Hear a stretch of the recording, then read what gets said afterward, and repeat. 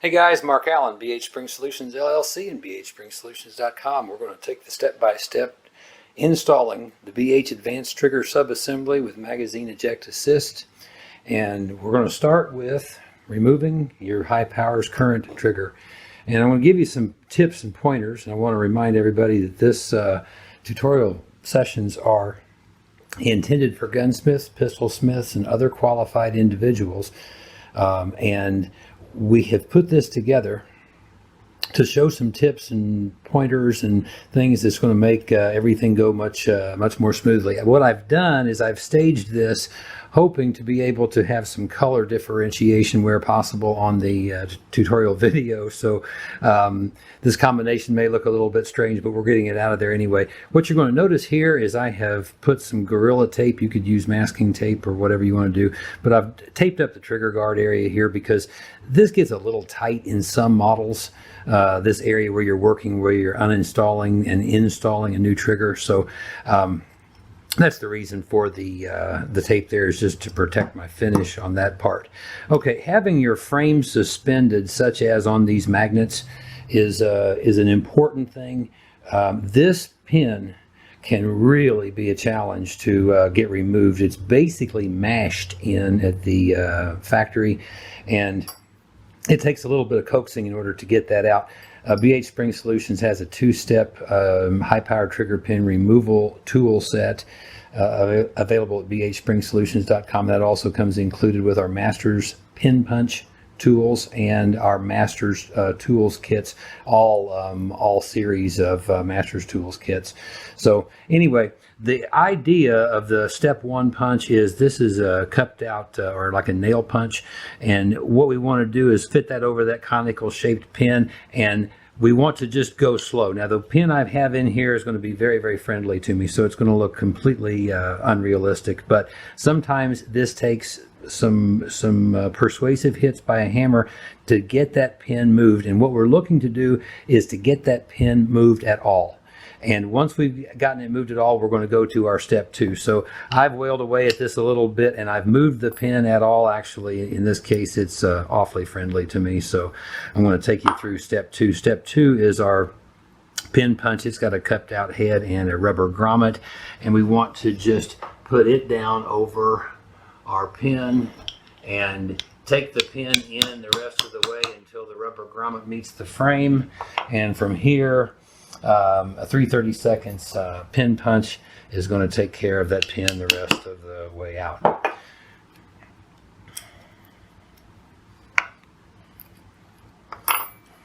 Okay, now this trigger does have the old magazine disconnect in it. We've got the magazine face right here. I'm going to press in on it, and at the same time I'm going to be manipulating the trigger lever.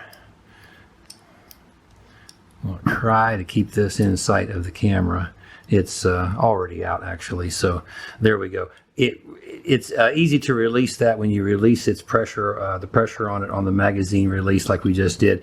Now we're going to lift the front of the trigger up and down, and in this case we're going to be pressing on that magazine disconnect, and we'll rotate to the side and it is removed. Now we're ready to get started on the install of the new advanced trigger subassembly, and everything that you just saw come out of there except the trigger pin, everything is going to be not used again. So put that aside, put it in a bag for memories, but the only thing you're going to reuse even possibly is your trigger pin, which will be the mount for the new trigger. Okay, with the original trigger subassembly out of the pistol, this is the time to do a very deep cleaning in this whole area where the new trigger is going to be going, and good tools for doing that.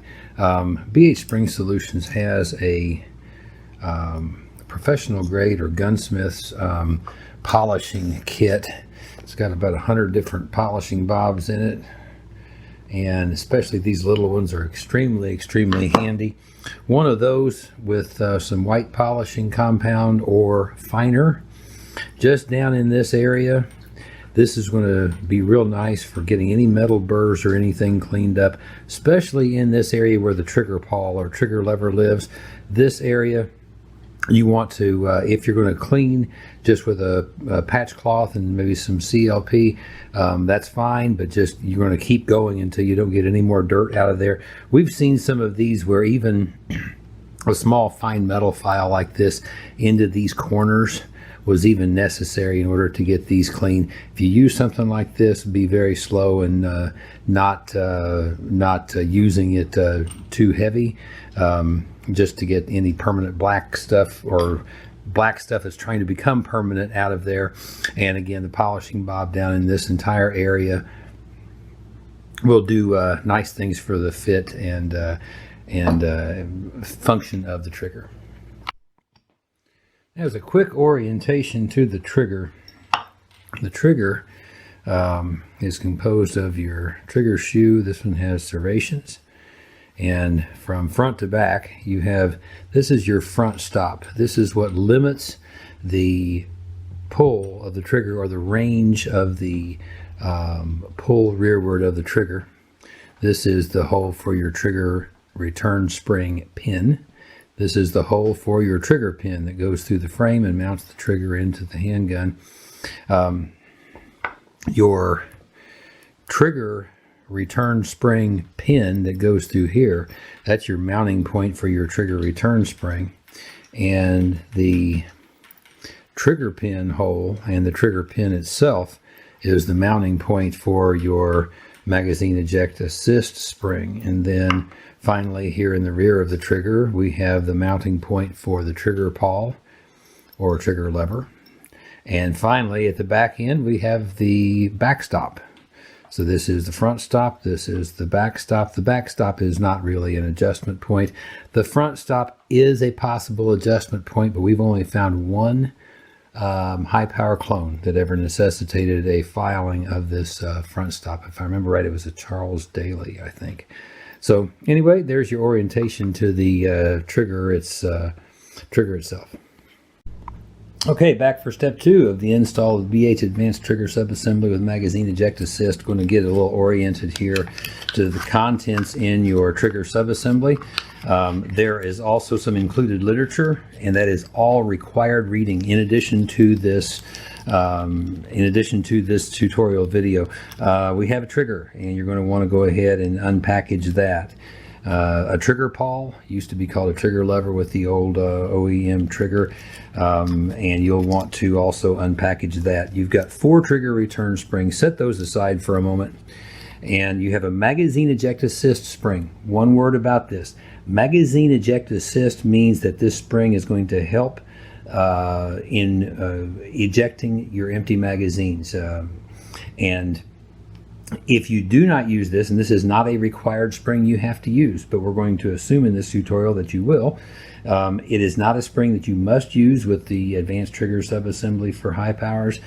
So you just know you can go with or without that, but we're going to show you the easy way to fit that. So go ahead and unpackage that, assuming that you're using it. Also, you have 2 pins in a package.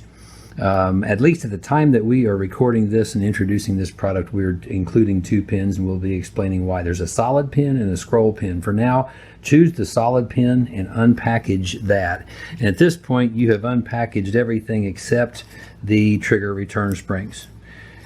Set aside everything at this point, and I'm going to focus your attention to the trigger return springs, and also to the literature that was included with your trigger return springs. From this literature, you're going to be able to choose a good starting point among these 4 trigger return springs. The install that we're working with here is on a non-drop safety Sear lever, or type 1 Sear lever model, and that means that the Sear lever here in the slide is basically a straight bar.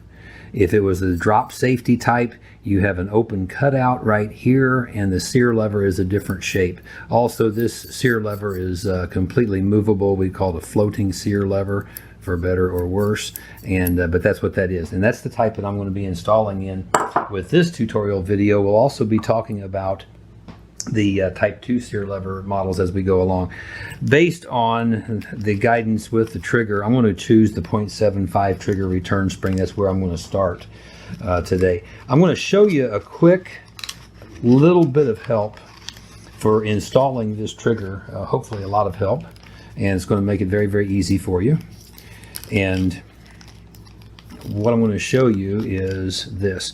Into the trigger return spring is going to install like I'm showing you here. And I've found that on some models it will help me to just take a little bit of length off of the end of the trigger return spring. At the point where I'm installing this way, it helps just to not be having this spring so much in contact with the trigger guard area. Again, in some models, but this video is going to assume that everybody watching this does have a Dremel type tool or a rotary tool. You can pick these up at your big box stores. And here's what I do in order to just give myself a little bit more advantage on that is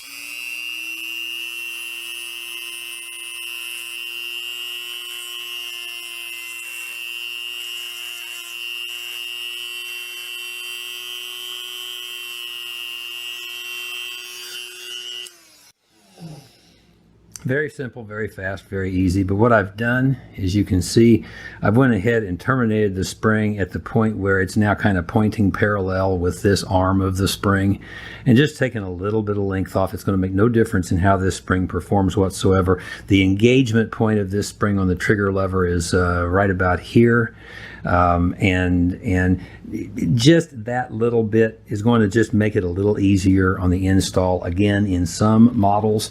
And the amount of room that you have to work with in this trigger guard area is highly variable, and it's variable between generations of Brownings, a cast frame or forged frame, and in a lot of the clones you'll find more generous amounts of area available to you to work in here, like in your Arcus 94s and some other clones. But doing this is just going to make this just a tad easier for you. So that's what I was showing you right there. Okay, first step in doing this install is, I would like you to just take your trigger without anything else. Take your trigger pin, go ahead and put it through the trigger pin hole like that. And what you're going to do is just see, how is this relationship? Ideally, you want this relationship to be very, very free, like you see it right here. If by chance it is not on your trigger pin, the solution is going to be to polish with a Dremel polishing bob and some polish, and go around this metal pin. That's the easiest way. You can also use a file. It's more aggressive, and you can have a hard time keeping the roundness of the pin so much that way, and usually polish. But it is completely not typical for us to find a relationship problem here. Generally, with all trigger pins that have been used OEM, you're going to find that kind of a good relationship. Okay, next thing I want you to do is, I want you to take your trigger lever, and I want you to see how the trigger lever installs, and practice this a few times before you have to try it in the gun. With the trigger lever angled the way that you're seeing me do it right here, I'm going to take this tip of the trigger lever and I'm going to install it from the inside right in that little hole right there. And this side is going to come into its position. And what I want you to do is, I want you to just notice that this has no problems moving. It's very free, and it's very fluid. If I did have any issues, you know, a little bit of a polishing bob in this area, just going around this, and maybe on this edge here. But again, that's very, very, very rare. But you should find that this goes right in just as you saw, and you're going to notice it is very completely secure, and it cannot come out until it has been rotated down like this and removed. So again, here's your entry install point angle like this, and then it rotates up and it's going to live in this position. Okay, so that you can envision how this works, I have a trigger here with the trigger return spring installed. So when this is properly installed in the firearm, it's going to go just like that. Your trigger return spring engagement point is with the trigger lever on this side. So remember this, when you install, the trigger return spring must be on top of this edge here of the trigger lever. And just like that. It's very easy once you see how it goes together. And so, okay, so there we go. I'm going to lay the trigger lever aside. We don't need a trigger right now with the trigger return spring in it, so I haven't told you to put a trigger return spring in. Don't do that yet. We're going to make keep your life easy here. First thing I want you to do, take a bare trigger and go ahead and snake that up in the trigger guard area and get accustomed to how that goes in, and just like that. Now I have a friendly trigger pin that I'm using for all of this work. If your trigger pin probably fits a lot tighter, but generally you can slide your trigger pin in just about like that. It's all you need to do right now at this point is just have it in like that, but not all the way. And what you're going to be studying here is this. With nothing else going on, do I have a free floating trigger on the trigger pin, and I don't have any issues with tolerance on either side of the trigger? In other words, I don't have any resistance points that I'm encountering when I just do that. If I do, again, a polishing bob, polish, and I'm going to be going in this area of the frame and just polishing those edges, obviously without the trigger in. And we'll just demonstrate that actually here. So with polish on the polishing bob with a Dremel tool, I would come down into this area on the sides here, and then I would come in the rear area just this way and on both sides, and just like that. And what you're going to find is if you do have anything that is in your model that's causing you any kind of a conflict or any kind of a resistance at this point, now's the time to go ahead and find out about it and take care of it. Okay, the next step, we're going to be fitting the magazine eject assist spring. Okay, back for step 3.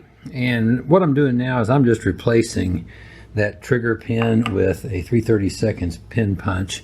Now we're going to take our magazine eject assist spring, and this is going to be rather easy because we don't have anything else in the way right now. You're going to get a chance to see how this spring is oriented in its home. And what I've done, and hopefully we're going to be able to capture this on the video, and if I had an unmagnetized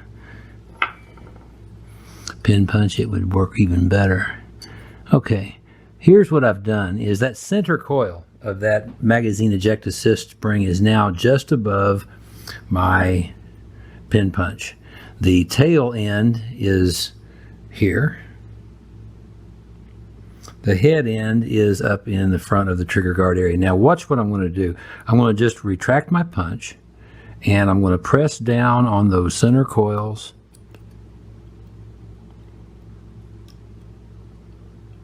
and slip my pin punch right back through like that. Now I'll be able to go ahead and follow the pin punch back out as a kind of like a slave pin and put my trigger pin back in. And I grant you, it's not going to be as easy, you know, with that trigger pin. If it's got a tight fit to it, you don't have to go all the way in with it. You just need to have it through the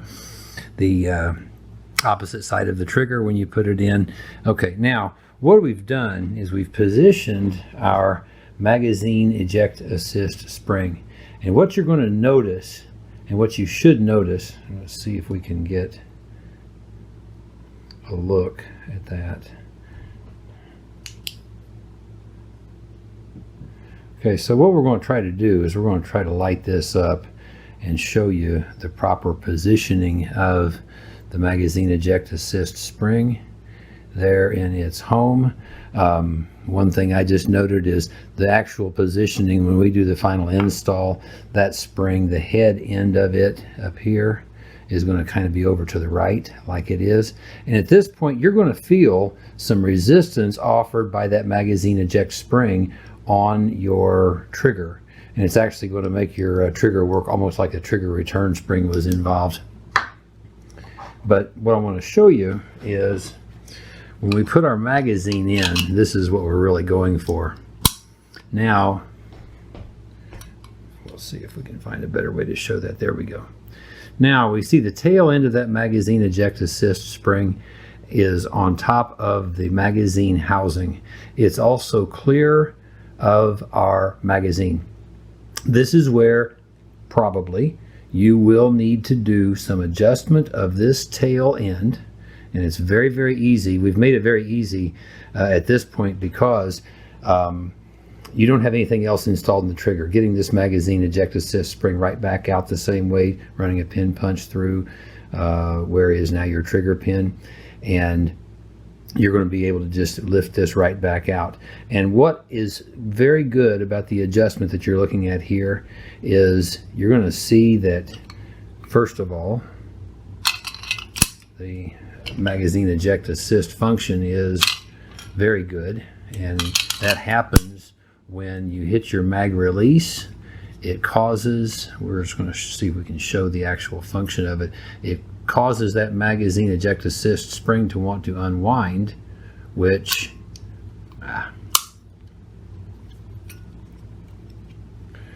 causes that. We'll see that again.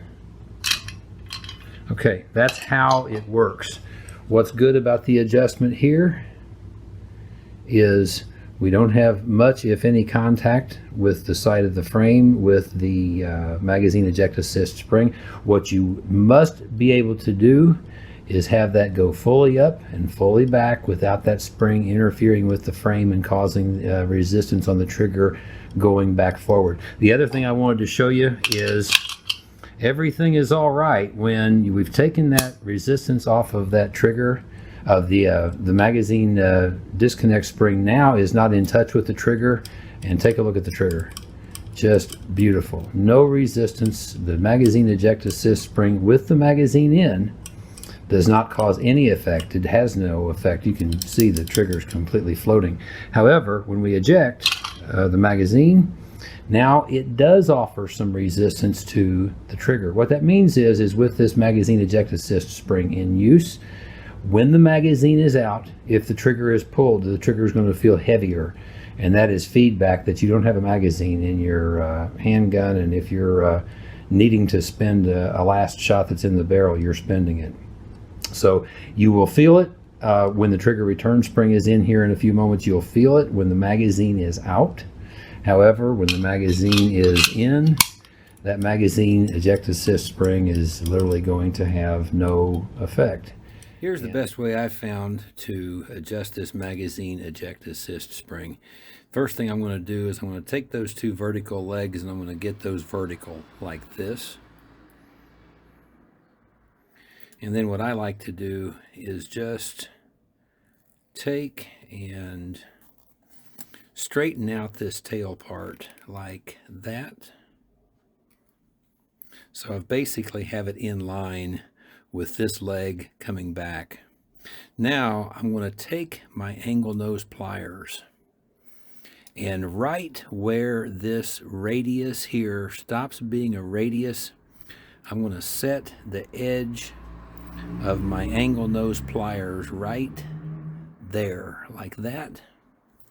And then I'm going to come from this side with my other pliers and just make a bend like this. Now, when I install this, and this is how it's going to look. When I install this, if my business end of my magazine eject assist spring is too close to the frame, I'm going to spread it with, not this tool, but a 3/32 nail punch, or the step 1 trigger starter punch is a good one. And I'm going to spread that a little bit, move my engagement part to the rear of the grip frame, If I want it to come closer to the frame because I'm getting too much into the magazine follower, I'll just pull this back together just like that. And that spring will work in about 80% of high powers, and in 20% it'll have to be further adjusted. There are so many variables and differences in high power frames, the forged, the cast. There are so many differences, there's just not a possibility of a one-size-fits-all spring. However, what you're seeing right here is, first of all, when you first install it, you may need some fitting automatically. What makes this fit job here so good, and it was only two little alterations to that tail. What I've got is I've got Sear contact on top of the magazine housing, and the spring is completely out of the way of the follower. There's no issue or contact there, and we have good function, and we have good complete reset without interference with that tail. So at this point, this magazine eject assist spring is completely fitted, and we're going to go on to the next step. Okay, so now we have fitted our magazine eject assist spring, and it is time to install our trigger. I have installed the trigger return spring here. I went ahead and used a scroll pin because I happen to know that I'm going to be staying with this particular spring choice. So I did go ahead and use the scroll pin in this instance and permanently mounted it. And now it's time to go ahead and we're going to slip this trigger back up into the frame. And more than seeing how this is done, this is almost more like feeling how it's done, but that there is how it's done. Now, once I've gotten into this position where I've got my trigger return spring is up here in the area we call the trigger well area. There we go. And what I'm going to do is I'm going to pull the trigger rearward. And we're going to go ahead and introduce the trigger lever. Trigger lever, you remember how that tip goes to the right. So we're going to go down at the correct angle, orienting the spring over the trigger lever. Now we are to this point. Now all I need to do is I'm going to go ahead and encourage the trigger return spring upwards and up to on top of the trigger well area, just like that. Now from here, we're going to go ahead and grab a 3/32 pin punch. We'll go ahead and hold the trigger in place with a pin punch, and everything right now seems just absolutely excellent. And we don't have the magazine eject assist spring in yet, and we're going to actually come back to that. So I'm going to go ahead and with my very friendly trigger pin, I'm going to go ahead and bring the pin in because I want to check a couple things at this point. I want to check the height of the trigger lever, and I will tell you, based on what you're seeing right here, that really is right at the optimal point right there. On the FN Brownings especially, you can kind of eyeball this, and what I'm talking about is you have this ridge right here, and usually a trigger pawl height just above that ridge and not above the frame. If you're up here and you're getting too close to the top of the frame, you won't introduce the slide into the pistol at that point. So this height really is looking quite good. And so we're going to go ahead and attempt to introduce our slide on, and we are clear. If you ever do put the slide on and you start coming back this way and it starts to get hung up, drop your trigger pin back out and let the trigger lever come down, and then remove your slide, and you're going to need to make a height adjustment on that trigger lever. We're going to talk about that here right now. I have an Arcus 94. We've brought it to about the same stage of the trigger install, and you see how much more exaggerated the height is. In fact, the back end of this trigger lever is right there at the top of the frame height. And in fact, when we try to put the slide on, the slide is going to stop, the trigger pawl, I'm sorry, is going to stop the slide at that point. So this will require adjustment. We're going to show that here in just a couple minutes. Back to our FN. So we're going to go ahead and just try a few snaps with that trigger. We do have about that much take up. Whoops. Take up, break, and just a little over travel. This is actually kind of ideal in the Type 1, is to have your trigger travel on the front end, then the brake, and then as you hold the trigger, you want to feel just a little movement in your trigger finger. And we'll be getting into explaining about why that is, but this is really optimal for the design in the Type 1 Sear lever models. So I'm going to go ahead and take a quick trigger brake weight test on this and see where we come out. And we're about 5 1/8. So really right in the bullseye range for me. So we've got our trigger installed in this one. We can move on to the magazine eject spring, but before we do, this is where you'll have one other fit point. This is going to be very individual from high power to high power, but that fit point is right here.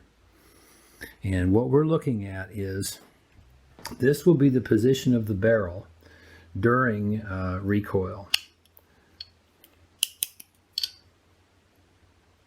I think we can see it now, and you assume that the trigger is pulled. And so that is our picture. What we don't want to see is, we don't want to see any encroachment of the trigger lever into the chamber area, into the ejection port area ideally, but definitely not into the round circumference of the chamber area. If you have, say, example, a barrel designed like this, you have a little bit different perspective, but you have the same issue. And the issue here is just barely the edge of that trigger lever is encroaching into the chamber. In the old design triggers, in the old design trigger levers, the angle at the top of the trigger lever was just like this. You see this angle here on this side. That is so you don't have interference with the barrel. Again, there's no one size fits all for the adjustment on this part, and it's not science.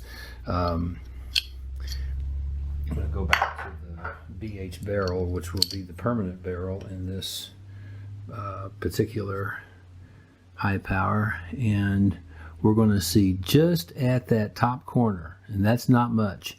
Just on that top corner, we're getting into the circumference, or just into the outer edge of this radius right in here. So that's going to require just a small amount of fitting, and I'm going to show you the quick and easy way that I've come to do it. However, when you do it this way, you need to have an air compressor if you're going to make this adjustment with the pistol in the gun, just to get any small shards of metal back out. But this is one way of doing it.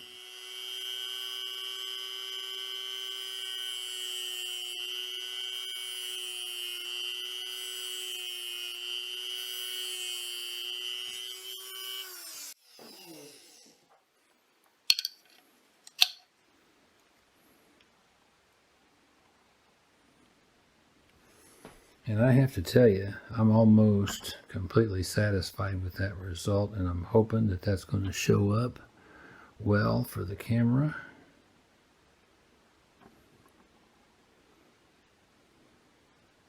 That really is good. And I've also avoided making the top of the trigger lever a point.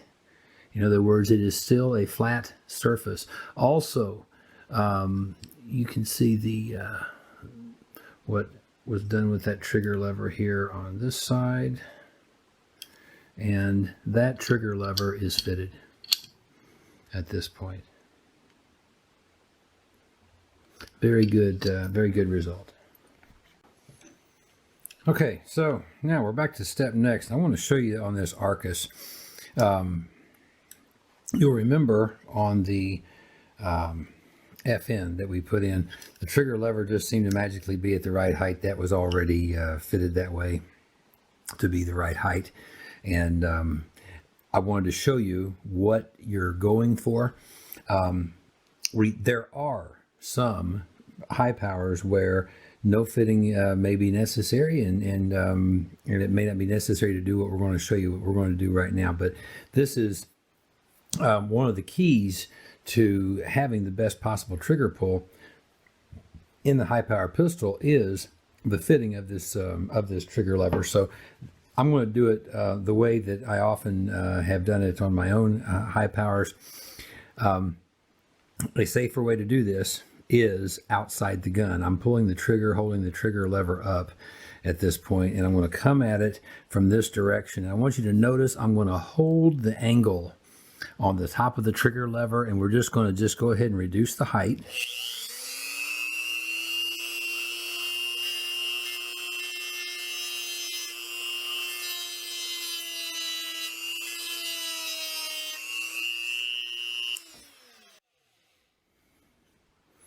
And we're going to stop. We are definitely probably not far enough down yet, but you do want to just go slow on this.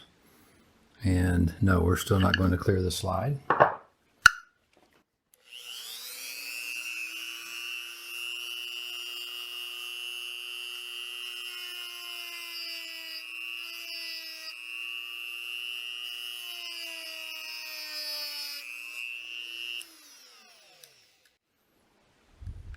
Now we're getting really, really close. In fact, that's starting to look really good as far as the height. Make sure that we show this. So hopefully you can see, you see the height. The ridge is a little different with the top of the frame on the Arcuses than on the FNs, but generally it works about the same. This slide should now install. And it does. We have good clearance in that respect. Now we're going to go ahead and pop in the barrel and the recoil spring guide rod, and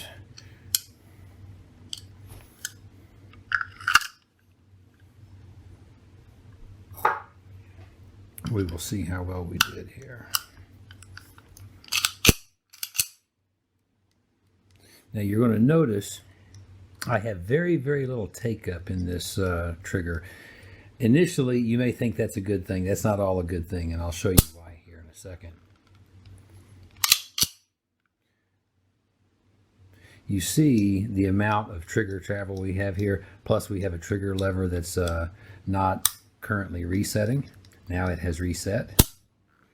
But what I want you to notice is when I pull this slide back, watch my finger. My finger moved back kind of radically, and now you see how deep it is in the trigger guard area, and we're not resetting. So what that's telling me is we have not brought that trigger lever down far enough. The problem with a trigger that is like this, other than the fact that the trigger lever is not yet getting low enough to successfully reset reliably, but all of our trigger range is in the follow part of the trigger pull. So in the take-up portion, we're very short. We have the brake, but then the over travel past the brake, and watch my finger move. See that? Perfect. That is trigger travel that your finger and your reflexes will have a hard time interpreting, because it's happening at the same time as the explosion of the cartridge and the recoil and other stimuli. So we want to get more of the trigger travel here on front, and it's going to help with that non-resetting trigger lever when we do also. So we're going to bring the height of that trigger lever down just a bit more.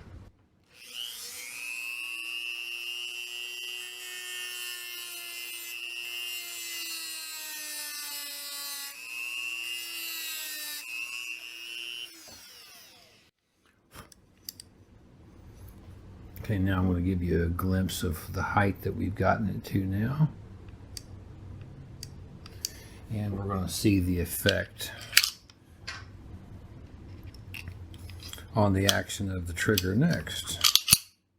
So now we see a little bit more take up, a little less over travel, and right out at the end of our trigger travel we have the reset.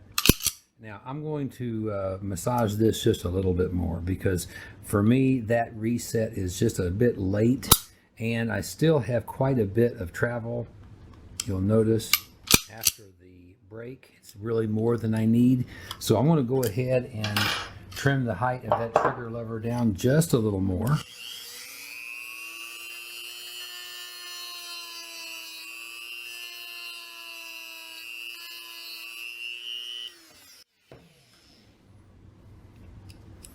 Now I'll give you a perspective on this.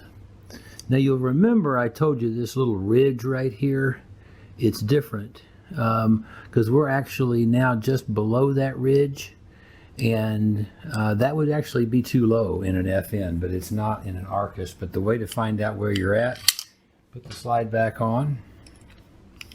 Now we're going to see again. Now we're seeing more take up. That's a good thing. Break.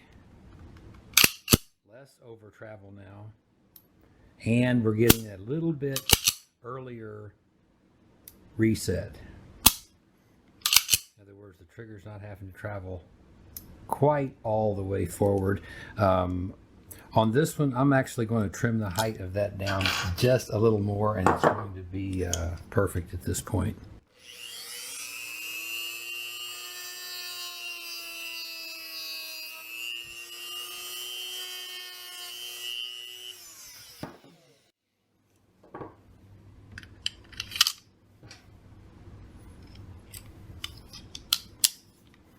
And now we have that much for take up. Our break,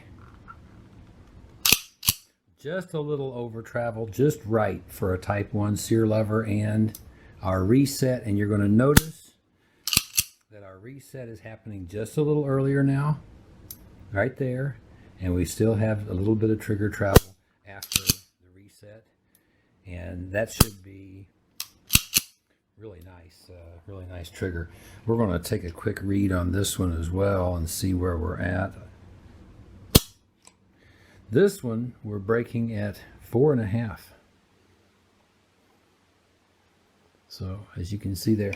Okay, the last thing we need to do on that trigger lever is we're now going to check how are we doing with the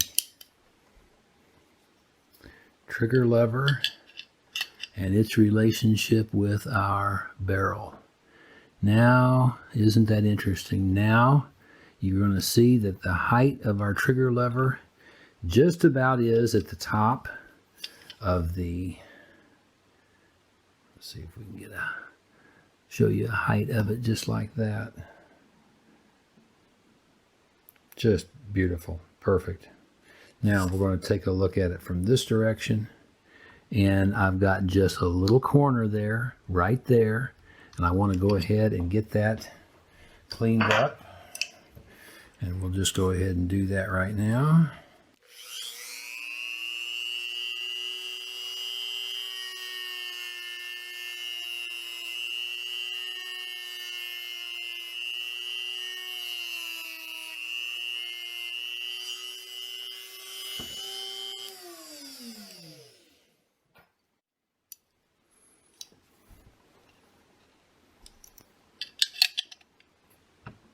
Now we're going to see really nice That's just right there outside the edge of the circumference. The height is good.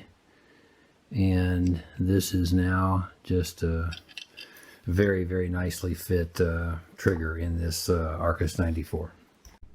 And now that we have our trigger lever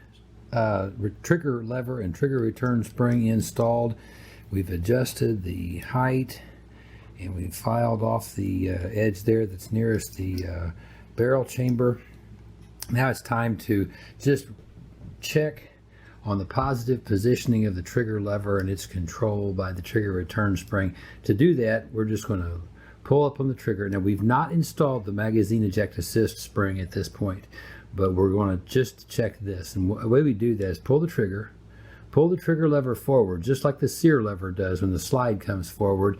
Release that and then let it go with your finger. And it should move right to the rear position with authority, just as you just saw it. It does on that one. And then we've got the Arcus frame here, and very same effect. And it goes down and it goes right to the rear position. Another nuance I wanted to show you, you know the Arcus 94 frame. This is Bulgarian and a lot like the Kareen Mark 2 and 3. And you see how effortlessly I just installed that trigger into this Arcus. In other words, getting it up in here different. You see the dimensional difference here between this and the FN Browning. That's the reason why we've got to be so careful with the Brownings, is because we do have a smaller trigger guard area than, frankly, a lot of the other high power clones. Okay, next we're going to take on the subject of the Type 1 and Type 2 Sear levers. And the Type 1 Sear lever is the original Sear lever in the high power pistol. On or around 1989 or so, FN and Browning started making a model called the Mark III or the Mark IIIS. And that included a drop safety Sear lever, and it's right here. The Type 1 Sear lever looks just like this. You see me pushing it back and forth. That Sear lever is floating. There's no positive positioning about it. And the Type 2 Sear lever has a spring under it right here, and it is positively positioned. It's also affirmatively blocking the firing pin.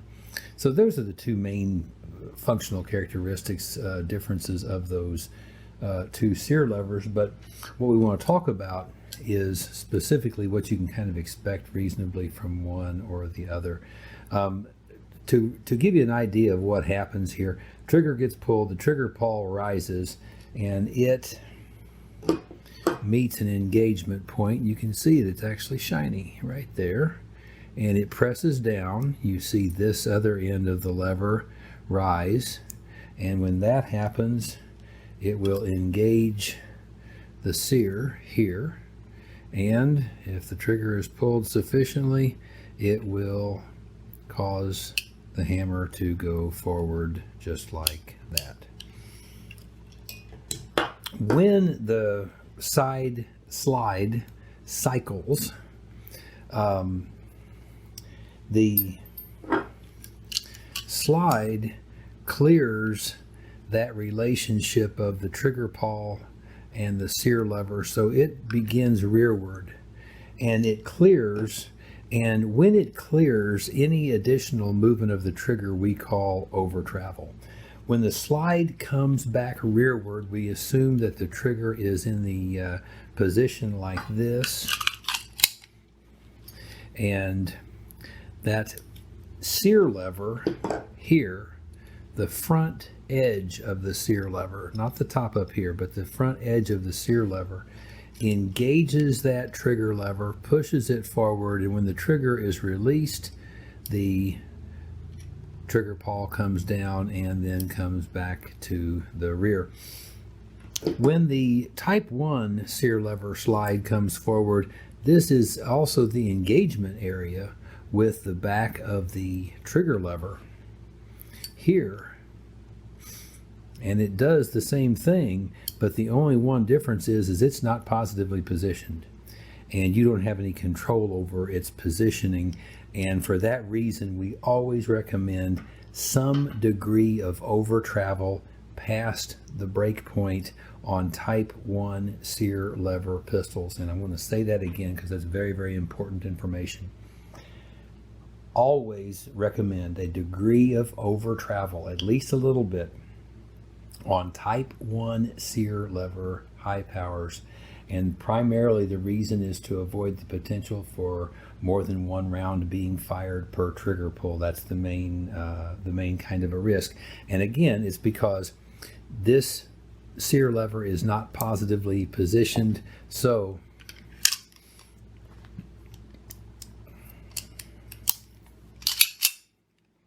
when the trigger lever is pulled, or the trigger is pulled, the trigger pawl goes upwards. What I'm looking for is just a little bit of movement of my trigger finger, and the amount of movement in this particular trigger is going to be rather imperceptible to the camera, but I can feel it in my finger. When the slide begins rearward and the Sear lever clears the trigger, I can feel it clear in my finger, which means there is a degree of over travel coming rearward. This Arcus has more exaggerated over travel. We're going to be taking that out here in a minute, but you're going to be able to see it, what I'm talking about, even more. And that's really not a bad thing. It's a nice margin in the system, if you will. However, that over travel is a difficult thing to time, and for your reflexes to understand. My finger understands the movement that happens before the explosion, and then after the explosion and the slide comes rearward and I feel the recoil while all that's happening, I don't always have a good perception of how much more right there did my finger move and how far forward is the reset. So the thinking is that you want more movement up here on the front end. And you remember this Arcus, early on, we had almost no take-up whatsoever. Now we've gotten some take-up in there. We've trimmed down the over travel. One point I want to make real clear to you is this, is nothing that we're doing with the height of the trigger pawl has anything to do with the overall, and can show you with this trigger here just a little bit better, but this is the BHAdvanced Trigger subassembly as well, in a gold-plated version. But my point, I show it to you this way to make a point. You see when I pull the trigger rearward, the front stop right up here stops the trigger movement. And when the trigger is released, the back stop here stops the trigger movement. The total range of that movement, I calculated about 4 millimeters-ish, and I'll show you how I measured that. This is not a scientific way to measure this by any means, but we're at about 61.4, it looks like. Now I'm going to just simply bring trigger back just like that, and we're about 57.4. It's about 4 millimeters. That 4 millimeters of total trigger travel, you're not going to add to it or take away from it by filing down this trigger pawl as we have. In other words, there's no slide on this trigger pawl, and the height of it has nothing to do with anything right now. The total trigger travel in the high power is what it is. What you have seen as we kept trimming down this Arcus trigger lever is you saw more travel on the front end, or more travel on the take-up area, and we're reducing travel on the over travel area. And I'm actually going to trim this down just a little bit more and take some more off of the over travel, put some more in the front end of the take up. Your type 2 models, and this is a type 2 Sear lever model here. And you see there's the trigger travel on the take up. There's there's the brake. And watch my finger. There's nothing. Literally no over travel whatsoever. There's the total trigger travel. It's still the 4 millimeters, plus or minus. But I'm able to put all of the trigger travel on the front end and have no over travel. But again, it's that type 2 positively positioned Sear lever that makes it safe to do that.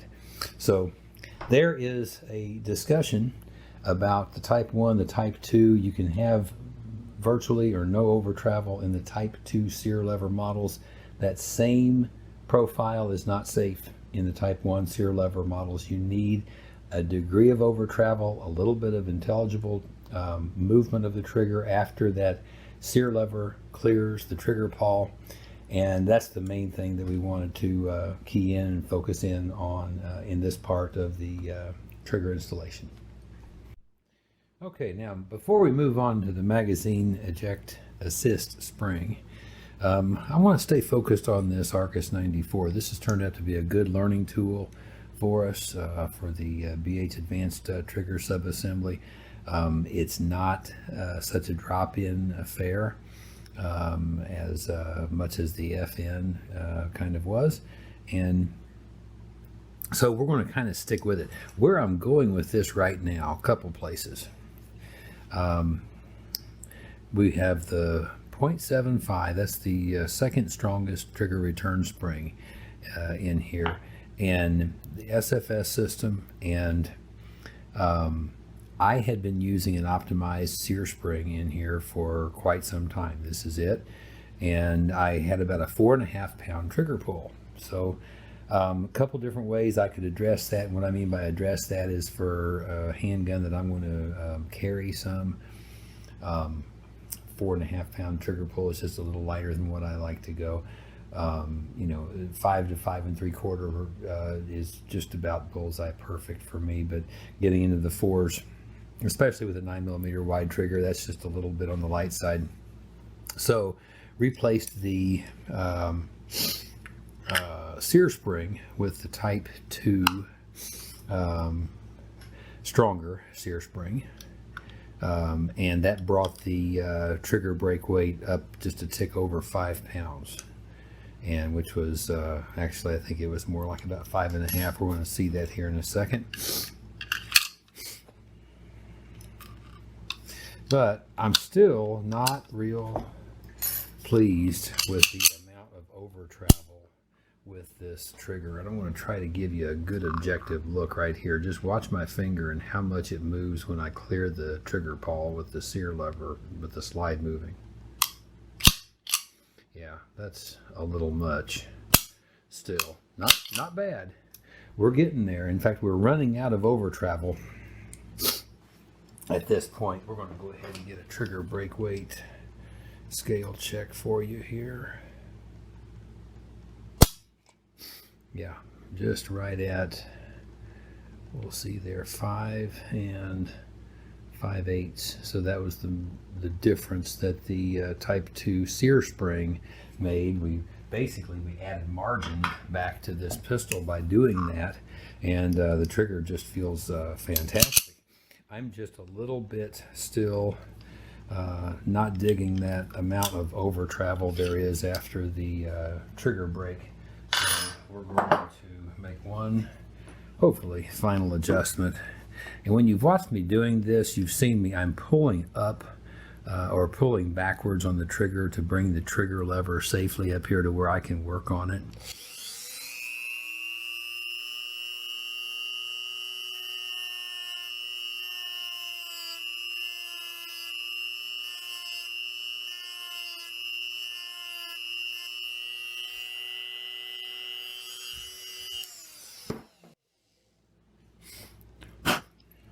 And by the way, anytime that you work with the with everything in the gun like this, last thing I'm going to do is I'm going to take compressed air and I'm going to blow all this out before I try to shoot with it, or just detail strip it and do a deep cleaning on it one way or another.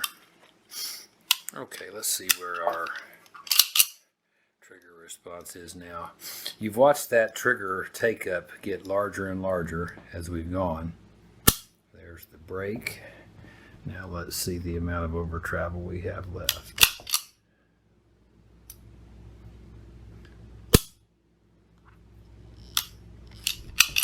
I'll tell you, that's at the point I'm going to go ahead and leave that alone now. That's really pretty good. Just a little bit, and that's really just ideal. That's really just what we want. So this arc is the formula, whether you're type 1 or you're type 2 Sear lever, the formula is always going to stay the same. You install the trigger and the trigger lever, and you have to bring the height down. If the slide doesn't install, you have to bring down the height of that trigger lever until the slide installs. Then you want to check and see, okay, where's my trigger travel? All these triggers are going to have 4 to 5 millimeters of available trigger travel for you. And as you bring the height of that trigger lever down gradually, you are adding it to the front end like this, and you're taking it away from the back end, which is right here. And now you see we just have just enough movement to kind of know that it's there, but not bad at all. And so this has turned out to be a good learning tool. There is one last nuance of one particular FN and Browning model, and it's the Mark IIIs with the cast frames. And I'm going to show you that little nuance. In fact, I'm going to let you hear it. Here, right at the bottom of the, when I pull the trigger back, it's just kind of a funny sound. There is a casting mark that appears to be very consistent. Take a look at where the front stop of the trigger is, and that is right here, right along the trigger well area. And where we're going with that is right over here on the side, right under this trigger lever area there. There is a little ledge, and it's almost invisible, but it's there. And right there on the, you can hear it, the edge of the trigger is catching that, just barely contacting it. The solution to that is going to be to file or Dremel off just this edge, the outside edge of the front stop, and just again right along that edge. And it won't take much, and you will be clearing that, and it won't be any more of a sound. Okay, folks, we are back, and we are ready for the final turn toward home here in the BHAdvanced Trigger subassembly. This is the FN high power we started out with, the tan one, hoping that we'd be able to see things a little bit better. Now this time we're putting the magazine eject assist spring in. This is the one we fitted very early on, like step 1. And now we're going to install it. Everything else is in good order, and we're ready to do this final step. I want you to watch how I put this in. There's no magic good way to do this. That's why we wanted you to fit it with everything else out. It's a little bit pesky in some models, but what I've done here right now is I've oriented it in about the best position that I can to bring this the rest of the way in. What I'm going to do is I'm going to get a rather small pin punch, and what I'm going for is the center coils. And what I've done is I've made this look much easier than it is actually. But that is the idea of exactly what you need to do, is lay that spring on its side. Sometimes you'll have to get another pin punch right here and kind of massage it around the trigger lever. That way that I just did it was embarrassingly easy, because normally it's not that easy for me.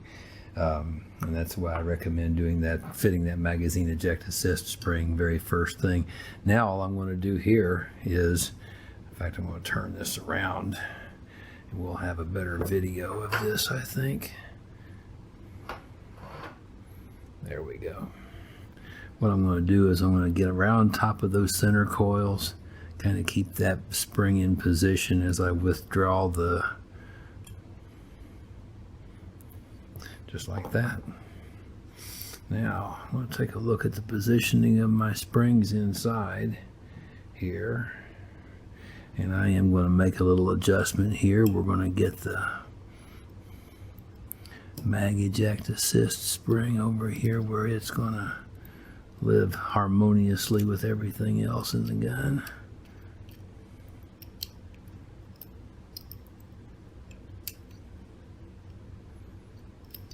There we go. I'm going to check that one time with a real magazine before we button that up. And yeah, zoom here. So far it's looking like everything is just where we would like for it to be. And it's time to go ahead and we're going to grab a new trigger pin this time, and we should have a little bit tighter relationship with things with that in place.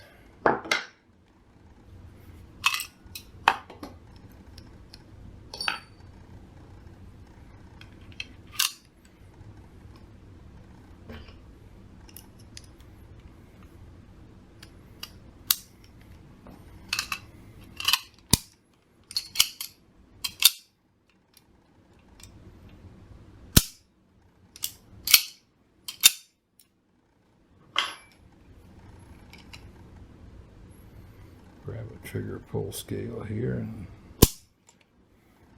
well, I'll tell you, it's consistent. 5 and 5/8. And of course, as you know, as you've read the literature in the packaging, we could trim this easily down to probably 4 pounds. If that's what we want to do, with the lightest possible trigger return spring, the lightest possible Sear spring. But I'm setting these up for personal use, actually, for carry and for home defense. And all of them that we've set up so far here have been 5 to 5 3/4 pounds, and very consistently right around that 5 1/2, and very, very happy with that. And oh, one more thing I wanted to show you. That is, we mentioned early on, with that magazine out, now I have the resistance of the magazine eject assist spring. My trigger pull is a little bit noticeably heavier. Don't think it's 5 1/2 pounds anymore. And it's not. It's a little bit over 6 1/2 pounds. Of course, that goes right back down when you have a magazine in. But that's feedback to your finger that you don't have a magazine in your pistol when you feel that heavier, especially the take-up part. The take-up part is noticeably heavier. And again, we are just consistent as we can be at that number. So, folks, good luck. Hope you enjoy the BHAdvanced Trigger subassembly for high-power pistols with magazine eject assist. And hopefully these tutorial sessions here answered a lot of questions for lots of folks who are in the process of fitting this. And good luck to everybody.